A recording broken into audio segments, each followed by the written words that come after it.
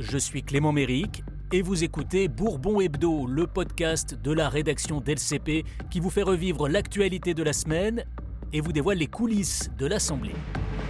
La séance est ouverte. Bonjour à toutes et à tous. Au sommaire de Bourbon Hebdo cette semaine, une nomination que les députés ne digèrent pas. Œil pour œil, dent pour dent, la droite tient sa revanche sur les écologistes. La pétition du plomb, tout ça pour ça.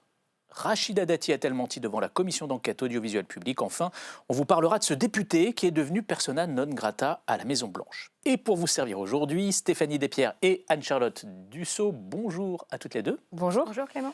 Je rappelle que vous êtes journaliste parlementaire à LCP. Stéphanie, toi, on te retrouve à l'antenne chaque semaine, notamment dans l'émission qui est consacrée aux questions au gouvernement. Et puis Anne-Charlotte, on peut te lire sur le site d'LCP puisque tu fais partie du service web de la rédaction. On commence avec cette polémique qui a agité l'Assemblée cette semaine. Cette question porte sur la nomination d'Amélie de Montchalin à la présidence de la Cour des comptes et du Haut Conseil des finances publiques. Je la formule sans aucun esprit polémique, mais avec solennité, en espérant convaincre et vous et celui qui vous nomme. Mais je l'affirme, de cette nomination, rien ne va. Alors c'était l'insoumis Éric Coquerel qui est par ailleurs président de la commission des finances et alors il critique la nomination d'Amélie de Montchalin au poste de première présidente de la Cour des comptes. Alors il dit rien ne va dans cette nomination.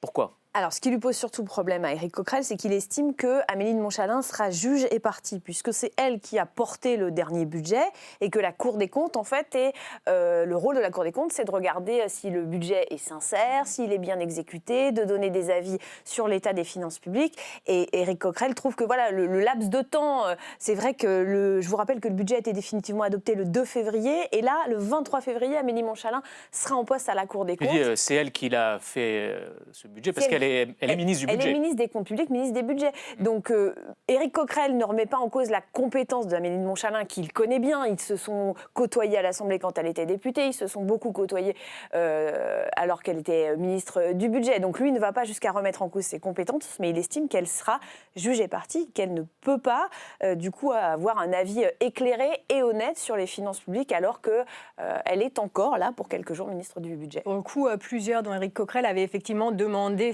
solennellement au président de la République de revenir sur ce choix, à Amélie Montchalin de refuser, au Premier ministre de dire ce qu'il en pensait, mais ça a été acté, c'est le cas, ça a été publié au journal officiel, donc elle sera bien effectivement le 23 février à la tête de la Cour des comptes. Plusieurs, ça veut dire quoi? Au-delà des insoumis, qui a contesté cette nomination? Le RN et l'UDR, Éric Ciotti a crié au scandale démocratique, le RN dénonce une république des copains, le RN estime que ça permettra de maquiller, ce sont les mots de Jean-Philippe Tanguy, la ruine des finances publiques.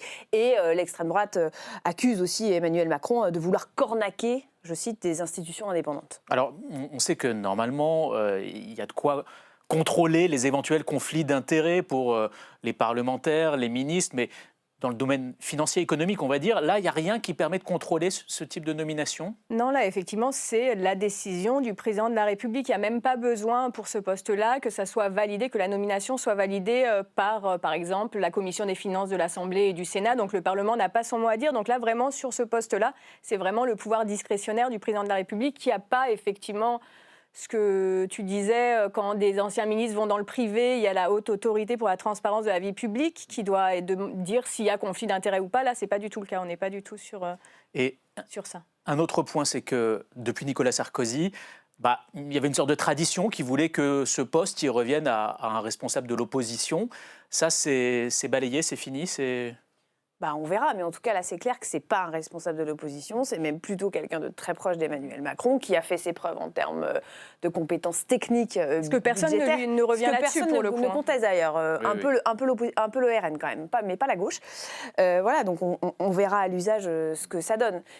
Il y avait d'autres arguments qui ont été avancés aussi sur l'âge d'Amélie de Montchalin. Ça peut être un peu surprenant de... Effectivement, elle a 40 ans. Et en général, c'est un poste inamovible, c'est-à-dire que les gens restent jusqu'au délai de 68 ans. Donc ce qui est aussi reproché, c'est que de 40 à 68, ça fait 28 ans. Et ça veut dire qu'éventuellement, si elle le souhaite, elle peut rester en poste 28 ans à la tête de la Cour des comptes. Donc effectivement, même en termes de stabilité, ça peut faire beaucoup, 28 ans. Moi, ce que je trouve intéressant, c'est que ça dit beaucoup de choses. Normalement, c'est un poste inamovible, justement pour pouvoir résister à la pression des pouvoirs. Mais c'est vrai que quand vous y mettez quelqu'un de 40 ans, alors qu'avant, c'était des gens en fin de carrière, des anciens ministres, etc., ça change la donne. Et c'est vrai qu'on se dit un peu que c'est des postes qui avaient été pensés, pardon pour le terme, mais pour des vieux. Et comme carrière. De fin de carrière. Et quand on rajeunit le personnel politique ou le personnel dans ces cours-là, en fait, ça pose des questions qui, jusque-là, ne s'étaient jamais posées. Il y a un autre argument qui est mis en avant, c'est que ce serait la première femme à la tête de la Cour des comptes. Donc ça, c'est effectivement par ses défenseurs mis en avant et après par d'autres comme Cyrielle Châtelain qui dit en fait, ce qui me rend triste, c'est que l'on se serve de l'argument que c'est une femme pour faire passer une nomination qui est critiquable d'un point de vue démocratique. Donc même sur ce point-là, tout le monde n'est pas d'accord. Et puis elle n'est pas énarque, mais elle a quand même fait une grande école, une école de commerce. Ça fait réagir ou pas du tout? Oui, un peu. Il y a eu quelques, de la part du PS et de la France Insoumise, disant qu'elle n'était pas vraiment elle n'a pas vraiment le CV adéquat, précis. Mais en fait, ça, c'est un peu marginal. Au-delà du cas d'Amélie de Montchalin, Emmanuel Macron s'apprête à procéder à plusieurs nominations importantes, enfin en tout cas à des postes clés dans nos institutions. Et ça aussi, ça fait réagir les députés. Oui, ça fait réagir parce que certains lui reprochent en fait cette politique des copains de vouloir verrouiller. Notamment, l'extrême droite l'accuse de vouloir verrouiller ces instances-là en cas d'alternance s'il gagne la présidentielle l'année prochaine. Donc, en fait, de faire passer des choses avant pour qu'eux n'aient plus la main sur ces nominations-là. Donc, il y a plusieurs, effectivement, postes à venir. Il y a celui de gouverneur de la Banque de France et celui de nouveau vice-président du Conseil d'État. C'est ça. Et c'est vrai que c'est des nominations où il n'y a pas forcément un droit de regard du Parlement. Par exemple, je ne sais pas si vous vous rappelez, mais en 2025, Richard Ferrand, un très proche d'Emmanuel Macron, avait été nommé au Conseil constitutionnel. Là, il avait fallu l'aval de l'Assemblée nationale, c'est la règle. Et il avait été validé à une voix près. Ça avait fait un petit pataquès ici à l'Assemblée nationale. Mais là, il y avait en effet une forme de contrôle. Et pour la présidence de la Cour des comptes, il n'y en a pas. Allez, on passe à notre deuxième sujet de la semaine. Nous n'aurons pas peur des propos xénophobes. Nous n'aurons pas peur de ce qu'ils ont essayé de faire avec cette niche, d'obstruer. Et alors nous allons continuer le travail, transpartisan, patiemment. Et nous n'aurons pas peur jeudi. Nous n'aurons pas peur vendredi et nous n'aurons pas peur les jours qui suivront. Alors, c'était la porte-parole du groupe écologiste Léa Balage, El Mariki, en colère contre la droite lors de son point presse ce mardi à l'Assemblée. Alors, Anne-Charlotte, on entend derrière une sorte de gros bruit sourd à plusieurs reprises quand elle parle. Vu qu'on n'a pas l'image, il faut peut-être que tu nous expliques ce qu'elle fait. Oui. Alors, c'était le point presse, la conférence de presse hebdomadaire du groupe écologiste à l'Assemblée nationale qui se tient le mardi matin. Et donc, Léa Balage El Mariki était arrivée avec des piles d'amendements, des centaines d'amendements qu'elle avait posés. Donc, elle est derrière un pupitre avec des énormes piles d'amendements devant elle. Limite, elle ne dépasse même pas la pile d'amendements. Et donc, pour protester justement contre l'obstruction sur son texte et sur d'autres textes défendus par les écologistes, elle jette les piles d'amendements par terre en disant « nous n'aurons pas peur, nous n'aurons pas peur ». Et la pile qui est à gauche, quand on regarde, en fait, elle laisse tous les amendements. En fait, elle avait imprimé tous les amendements qui étaient sur la proposition de loi dont on a déjà parlé ici pour donner le droit de vote aux étrangers aux élections municipales. Et sur ce texte-là qu'elle portait, il y avait 501 amendements déposés notamment par la droite et l'extrême droite. Et la droite a donc bloqué cette proposition de loi. Alors en fait, c'est une vieille proposition de loi, hein. Tu l'as dit, on en a parlé dans Bourbon Hebdo la semaine dernière. Elle avait été portée par Noël Mamère sur le droit de vote des étrangers aux élections locales. Et donc la droite a assumé sa stratégie d'obstruction jeudi. Le texte a été examiné jeudi lors de la niche parlementaire des écologistes et ils assument sans problème. Ils assument sans problème. Jusque-là, on avait quand même souvent un peu de l'obstruction honteuse, notamment de la part de la droite, où vous aviez quelques députés qui déposaient 200 amendements, chacun par exemple sur la fin de vie, etc. Mais ce n'était pas complètement revendiqué. Quand on leur disait « vous faites de l'obstruction », ils vous disaient « non, je joue mon rôle de parlementaire, j'ai le droit de déposer des amendements ». Et bien là, cette fois, le groupe droite républicaine a fait 2 communiqués de presse dans la semaine. Le premier pour dire que il ferait obstacle par tous les moyens à la proposition de loi dont parlait Anne-Charlotte et a refait un communiqué de presse hier à la fin des débats de la niche écologiste où il y avait notamment un texte sur l'eau potable. Et bien là, ils se sont à nouveau félicités d'avoir fait barrage, disent-ils, à l'écologie punitive. on a un peu l'impression que c'est devenu la règle désormais dans ce qu'on appelle les niches parlementaires, donc ces journées réservées aux groupes pour qu'ils défendent leurs propres propositions de loi. Il y a toujours maintenant des stratégies d'obstruction. Ça dérange personne? Les députés, ils acceptent ça Ah si, ça dérange tout le monde, mais en fait, il n'y a pas de possibilité de faire autrement. En fait, c'est vrai que ça soit la niche de la droite républicaine, jeudi la niche des écologistes dont on vient de parler, à chaque fois, il y a effectivement des tentatives d'obstruction, d'opposition via des dépôts d'amendements. Il y a la niche socialiste, par contre, qui s'est tenue il y a quelques semaines, où les socialistes avaient réussi à passer 5 ou 6 textes qu'ils jugeaient transpartisans, mais sinon, dans les autres cas, effectivement, ça se passe souvent comme ça. Mais c'est aussi avec l'idée de représailles. T'as bloqué ma niche, alors je vais bloquer la tienne. C'est ça. Très clairement, là, la niche écologiste, c'est ça. C'est que la droite, qui a eu sa niche parlementaire le 14 janvier, a dénoncé l'obstruction, elle, de la gauche, qui ne voulait pas, par exemple, de la proposition de loi pour la présomption de légitime défense des forces de l'ordre et qui avait déposé, en effet, beaucoup d'amendements. C'était pas que les écologistes, il y avait aussi les insoumis. Voilà. Et donc, la droite revendique clairement de renvoyer en boomerang cette stratégie d'obstruction et de faire la même chose sur la niche des écologistes. Alors, en quelques mots, le bilan de cette niche écologiste, est-ce qu'ils ont pu faire passer quelques textes? Un seul texte, finalement, qui a été passé. Ce qui est déjà pas mal, en fait, sur une niche. Qui était un texte sur le narcotrafic pour protéger pour protéger l'entourage, si vous voulez. Par exemple, vous êtes menacé, si vous êtes témoin, vous êtes menacé par des trafiquants de drogue, mais pour l'instant, comme dans l'affaire d'Amine Kessassi à Marseille, son petit frère a été assassiné, mais donc Amine Kessassi est menacé, donc lui, il était protégé, mais pas son petit frère. Et donc cette loi voulait permettre de protéger mieux les entourages. Des lanceurs d'alerte. Donc celui-là est passé, mais après celui dont Stéphanie a parlé sur la protection de l'eau potable, ils ont dû le retirer dans l'après-midi face à l'obstruction. Et ensuite, il y a celui pour lutter contre la concentration des médias qui était porté par Sophie Tallier-Polian, mais qui n'est pas arrivé au bout, puisque à minuit, on le rappelle ici, la niche s'arrête, quelle que soit l'avancée des débats. Une actu qui est passée un peu inaperçue à présent. Les députés ont débattu mercredi de la fameuse pétition contre la loi Duplon. Je dis fameuse parce qu'elle a battu tous les records des pétitions en ligne sur le site de l'Assemblée, plus de 2 millions de signatures. Un débat dans l'hémicycle a donc eu lieu ce mercredi. Et puis, plus rien, on passe à autre chose. C'est ça au final Oui, c'est un petit peu ça, en fait. C'est vrai que c'était la première fois qu'il y avait un tel débat organisé dans l'hémicycle de l'Assemblée nationale.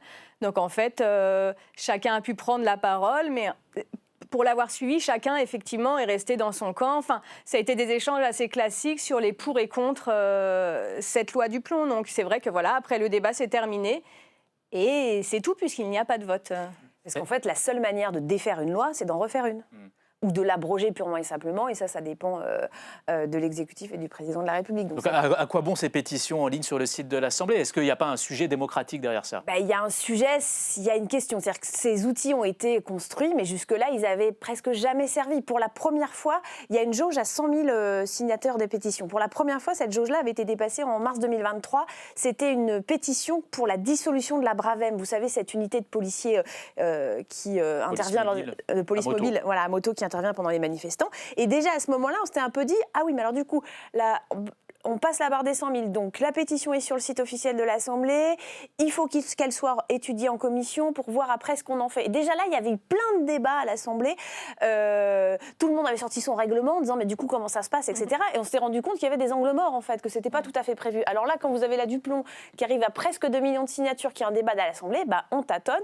Ce débat a été fait, mais c'est vrai que l'articulation, si vous voulez, entre cette solution de démocratie participative, si on peut dire, et la démocratie représentative qu'est l'Assemblée nationale, l'articulation, elle n'est pas encore très fluide. On l'a vu sur les tentatives de référendum, de convention citoyenne. On ne sait pas très bien, en fait. On tâtonne, on ne sait pas très bien comment articuler ces deux manières de faire remonter la voix des citoyens et ces deux manières de les prendre en compte. Après, le sujet va forcément revenir, même si là, ça s'est arrêté. Effectivement, il y a le sénateur Duplon qui a déposé une nouvelle loi, il y a une nouvelle pétition qui a été mise en ligne contre cette nouvelle loi et il y a une loi d'urgence agricole qui doit arriver dans les prochaines semaines, mois. Donc forcément, le sujet va revenir, mais pas dans... Et beaucoup de députés s'interrogent justement sur cette articulation. Certains me disent, mais moi j'entends très bien qu'il faut écouter quand il y a une pétition de 2 millions de signatures, on ne peut pas s'asseoir dessus et dire que ça n'a aucune importance. Et dit, mais en même temps, nous on est élus, les députés, on est les représentants de la nation. Donc la démocratie, c'est nous qui sommes censés représenter le peuple. Ça suscite tout un tas de questions. De démocratie qui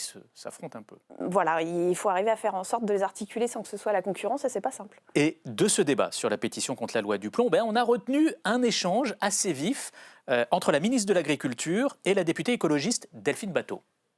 J'invite également tous les députés, notamment ceux ayant encouragé cette pétition aux côtés de tous les robots qui ont tourné allègrement, à soutenir la ministre que je suis. Aucun parlementaire dans les débats que nous avons eus en commission et que le président Travert a rappelé n'a osé mettre en doute la véracité des plus de 2 millions de signatures de la pétition pour l'abrogation de la loi du plomb. C'est un niveau de fake news qui est grave.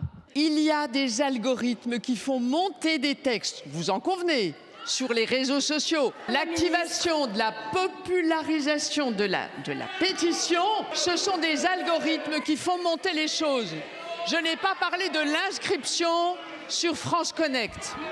Alors la ministre de l'Agriculture, Annie Genevard, semble un peu rétro-pédalée dans un second temps après la réaction de Delphine Batho. Mais est-ce qu'elle a remis en question la procédure de signature en ligne mise en place par l'Assemblée ou pas ? En fait, effectivement, quand elle prend la parole à plusieurs reprises, la ministre Annie Genevard, en s'adressant aux députés qui soutiennent le texte. Elle dit « soutenez-moi quand je fais ça, soutenez-moi quand je fais ça ». Et au détour d'une de ces phrases, elle dit qu'ils ont soutenu cette pétition aux côtés de tous les robots qui ont beaucoup tourné. La formulation est à peu près celle-là. Et donc, effectivement, vous entendez sur le son, il y a un brouhaha dans l'Assemblée nationale parce qu'elle laisse sous-entendre en fait que il n'y a pas eu autant de signatures que ça. Après, elle rétropédale un petit peu, mais c'est vrai que ça a beaucoup fait réagir. Mais il peut y avoir des fausses signatures, selon vous, sur le site de l'Assemblée, où la procédure est quand même bien Alors, normalement, bien la contrôlée. procédure est assez bien contrôlée. Il faut vérifier votre identité avec France Connect, ce que mentionne la ministre. Après, on n'est pas à l'abri d'un hacking à un moment ou à un autre. Mais a priori, sur la pétition-là, il n'y a pas eu de problème sur les signatures. Mais d'ailleurs, sur le débat, en fait, il était présidé, ce débat sur la loi du plomb, par Yaël Braun-Pivet, la présidente de l'Assemblée nationale, qui ne prend pas la parole à aucun moment dans ce débat, sauf à ce moment-là où elle prend la parole après la ministre pour dire mais en fait, les signatures sont vérifiées, l'intégralité des signatures sont vérifiées, c'est extrêmement contrôlé.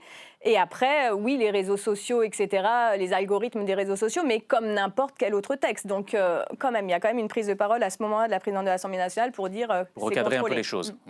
Allez, on passe à notre feuilleton hebdomadaire, si l'on peut dire, parce qu'on en parle chaque semaine depuis quelques temps. La commission d'enquête sur l'audiovisuel public, qui est très suivie par nos abonnés sur les réseaux sociaux. On s'arrête aujourd'hui sur la passe d'armes qui oppose depuis plusieurs mois maintenant Rachida Dati aux journalistes de l'émission Complément d'enquête sur France 2.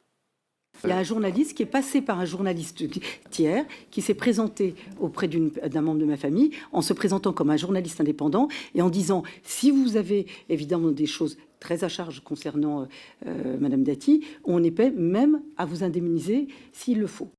Jamais je n'ai monnayé un témoignage, ni même tenté de monnayer un témoignage.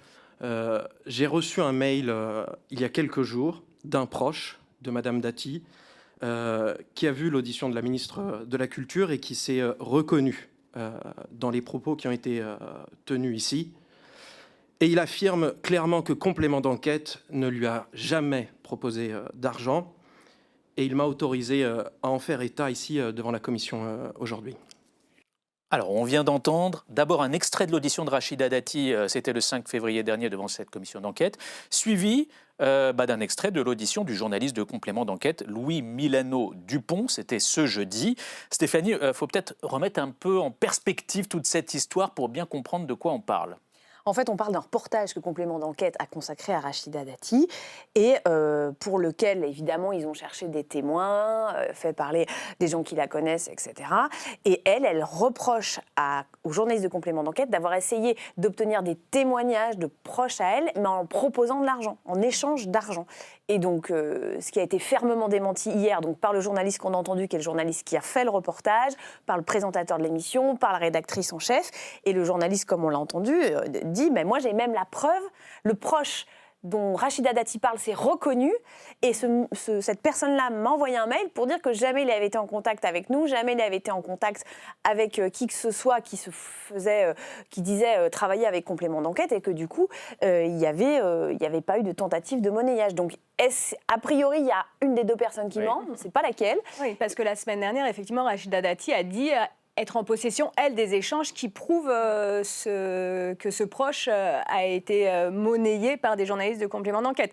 Mais alors qu'il lui avait été demandé de les verser à la commission d'enquête, elle avait refusé la semaine dernière, Rachida Dati, en disant... Refusé ou alors elle ne l'a pas encore fait? Non, elle avait refusé. Elle disait que ce proche était en difficulté, qu'il ne souhaitait pas et que du coup, elle ne le ferait pas. Et que s'il y avait une enquête judiciaire, elle le ferait, mais qu'elle ne le ferait pas dans le cadre de la commission d'enquête.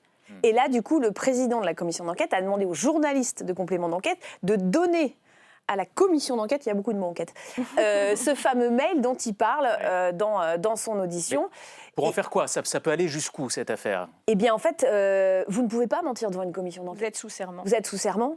Et c'est un délit qui est puni de 5 ans de prison et de 75 000 € d'amende. Donc s'il y en a un des documents, le président de la commission d'enquête a le pouvoir de saisir la justice pour poursuivre les personnes qui ont menti. C'est ça l'enjeu. Affaire à suivre, donc. On va terminer ce Bourbon Hebdo avec une histoire assez étonnante. C'est l'histoire d'un député qui est devenu persona non grata à la Maison-Blanche. Exactement, c'est Éric Bothorel, député macroniste. En fait, il est un peu spécialiste des réseaux sociaux et c'est lui qui avait alerté le parquet de Paris au sujet de certaines pratiques du réseau X et donc de son patron Elon Musk. Et là-dessus, début février, il y a une perquisition dans les locaux parisiens de la plateforme américaine. Et bien du coup, Éric Bothorel est un peu dans le viseur des autorités américaines. Il devait se rendre aux États-Unis. Ça a été compliqué pour avoir un visa. Finalement, il l'avait obtenu, mais bon, on lui a fait comprendre que sa présence était quand même fortement déconseillée sur le territoire américain. Et surtout, donc, il partait avec une délégation de parlementaires. Il devait visiter la Maison-Blanche. Et là, en revanche, l'accréditation lui a été refusée. Donc, c'est une nouvelle mesure de rétorsion, comme il y en a eu contre des juges, comme il y en a contre Thierry Breton. Oui, alors lui, carrément, il n'a plus du tout droit Lui, il n'a plus du tout poser droit les pieds aux États-Unis. Voilà, le cas du député est un peu différent, peut-être. Et il réagit comment, Éric Bothorel? Eh ben, il a décidé finalement de ne pas aller aux États-Unis pour ne pas prendre le risque d'être renvoyé ou pour pas que ça se passe mal. Eh bien, merci à toutes les deux. Bourbon Hebdo, c'est terminé pour cette semaine. D'un mot, peut-être, qu'est-ce qu'on va surveiller la semaine prochaine dans l'actu de l'Assemblée? La fin de vie, les textes sur les soins palliatifs et l'aide à mourir qui arrivent dans l'hémicycle de l'Assemblée nationale et puis forcément de la commission d'enquête audiovisuelle. C'est noté, le rendez-vous est pris. Merci encore, bon week-end et à la semaine prochaine. La séance est levée.